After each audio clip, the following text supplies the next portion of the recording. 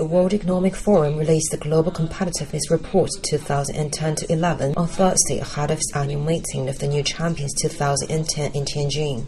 China rises by 2 more places this year to the 27th in the rankings, continuing to lead the way among large developing economies and solidifying its place among the top 30s.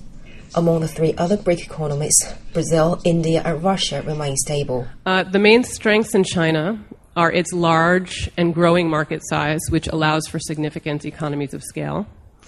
Its impressive macroeconomic stability. In fact, China's been getting more stable, as I mentioned, while many countries such as the U.S. Have been really weakening in this area. China's also doing well in the more complex things, so highly sophisticated businesses, particularly given China's stage of development. And this is something that definitely bodes well for the future. Improvement in the rankings since last year is almost entirely attributable to an improvement in the country's financial markets.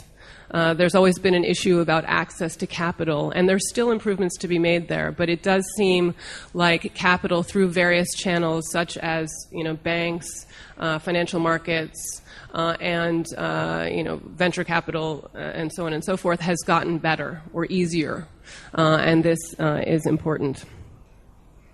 Now, there's also been some improvement in the country's rate of technological adoption, stuff like internet, information and communication technologies. But this is still an area where China needs to do better. And this is very important for productivity enhancements going forward and also for eventually the country's innovation potential. Related to this, the quality of education really should be improved further, as well as the quantity across the country, the number of people going to higher education and training programs, for example. And again, sort of looking at the entire picture of human resources, there are issues in the labor market as well in terms of the flexibility, and I think that this is something, of course, that the government is aware of and is trying to address. Finally, I would just say one last area where really there could be some focus placed and really should be going into the future to buttress China's competitiveness is in improving infrastructure further, particularly roads, ports, all the way throughout the country. But overall, I'd say the picture is that China has some very clear strengths, very, very strong strengths to build on.